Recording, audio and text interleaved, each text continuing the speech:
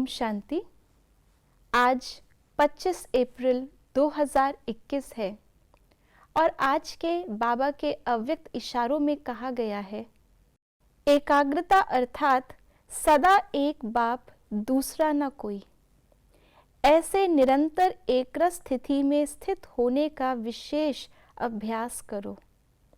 उसके लिए एक तो व्यर्थ संकल्पों को शुद्ध संकल्पों में परिवर्तन करो, दूसरा माया के आने वाले अनेक प्रकार के विघ्नों को ईश्वरीय लगन के आधार से सहज समाप्त करते कदम को आगे बढ़ाते चलो। अक्सर करके बाबा 3 शब्दों का प्रयोग करते हैं, एकांत, एकाग्र और एक रस। इन तीनों का ही आपस में कनेक्शन है।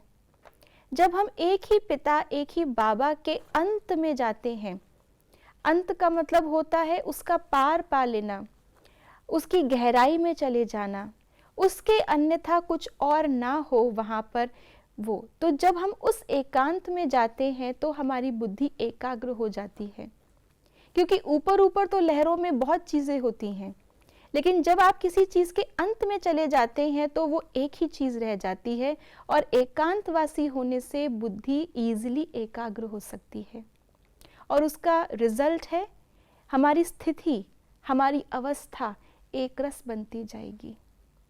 तो एकरस स्थिति जो बाबा ने हमें बताया है कि एक बाप में ही सारे रस लेना। जब तक हम अपनी स्थूल कर्मेंद्रियों से दुनियावी रस ले रहे हैं, हम ये बात समझ लें कि हमारा मन बाबा पर एकाग्र नहीं हो सकता। हम बाबा से सर्व रसों की प्राप्ति नहीं कर सकते। इसलिए एकांतवासी होकर एक एक संबंध बाबा के साथ अनुभव करते हुए, संबंध अर्थात हमारी दुनिया में और क्या है, हम हैं, हमारे संबंध हैं, हमारा कार्य, हमारा कर्तव्य है, पदार्थ हैं। जब मेरे सारे संबंध बाबा से, मैं स्वयं भी बाबा की हो गई और मेरे सारे कर्तव्य बाबा से जुड़ गए हैं, सर्व प्राप्तियां मुझे बाबा से हो रही हैं, तो संसार ही बाबा बन जाता है। तो ऐसा एकांतवासी बनकर हम अपनी मन और बुद्धि को दुनिया के रसों से निकाल के बाबा पे केंद्रित करें तो एकरस स्थिति हो सकती है। इसके लिए बाबा ने आज 2 प्रकार के परिवर्तन की ओर इशारा दिया।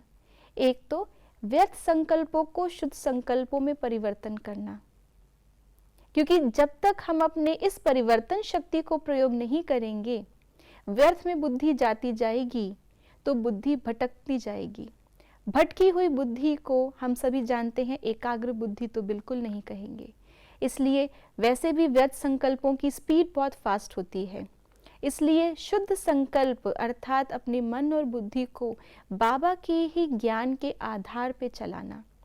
इससे बाबा ने कहा कि जो भी माया के विघ्न आते हैं, उन विघ्नों में हम बाप की मदद को, जो बाबा हमें सदा ही प्रदान करते हैं, जैसे कोई ब्रॉडकास्टिंग स्टेशन होता है, ब्रॉडकास्टिंग स्टेशन सारी फ्रीक्वेंसीज भेज रहा है, लेकिन अगर रिसीवर ट्यून्ड नहीं है तो वो रिसीव नहीं कर पाएगा। तो बाबा सदा ही अपनी मदद भेज रहे हैं, लेकिन मुझे अपने रिसीवर को एकाग्र करके एक बाबा की फ्रीक्वेंसी पे ट्यून्ड करना है। तो आइए आज सारा दिन हम यही अभ्यास करते हैं। ओम शांति।